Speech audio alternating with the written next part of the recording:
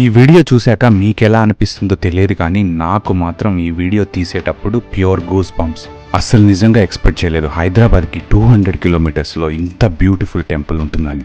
ఇక్కడున్న వెంకటేశ్వర స్వామిని మరియు నరసింహస్వామిని చూడ్డానికి మన 2 కళ్ళు సరిపోవు. సాక్షాత్తు ఆ తిరుమల శ్రీవారిని దర్శించుకున్న అనుభూతి కలుగుతుంది.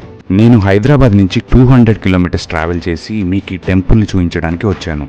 ఇక్కడికి వచ్చే వరకు నేను అనుకోలేదు నాకు ఇలాంటి ఎక్స్పీరియన్స్ అవుతుందని. పూర్వం ఒక చిన్న దేవాలయంగా వేప చెట్టు కింద ఉన్న ఈ నామాల రాయిని గ్రామస్తులందరూ ఒక దాటిగా నిలిచి ఇంత చక్కటి ఆలయాన్ని నిర్మించారు. అలాగే ఆలయానికి పల్నాటి యాదాద్రి అనే నామకరణం చేశారు. శనివారం ఇక్కడ జరిగే పూజలు మరియు హారతుల్ని దర్శించుకోవటం ఒక అదృష్టం.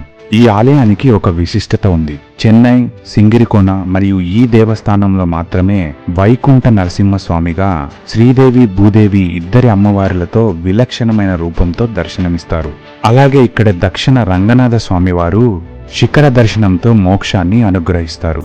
ఇక్కడి ఆలయంలో మరో విశిష్టత ఏంటంటే ఇక్కడి వెంకటేశ్వర స్వామి బ్రహ్మోత్సవాలలో ప్రథమ పూజలన్నీ ముస్లిం సోదరుల చేతుల మీదుగానే జరుగుతాయి.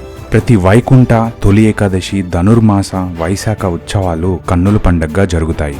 ఈ ఆలయం ఎక్కడో లేదు, పల్నాడు జిల్లా గురిజాలలోని జంగమేశ్వరపురం గ్రామంలో ఉంది. ఇది హైదరాబాద్కి 200 కిలోమీటర్స్ మరియు విజయవాడకి 140 కిలోమీటర్స్ వస్తుంది. మరింత చక్కటి ఆలయాన్ని మీరెందుకు ఇంకా దర్శించుకోలేదు?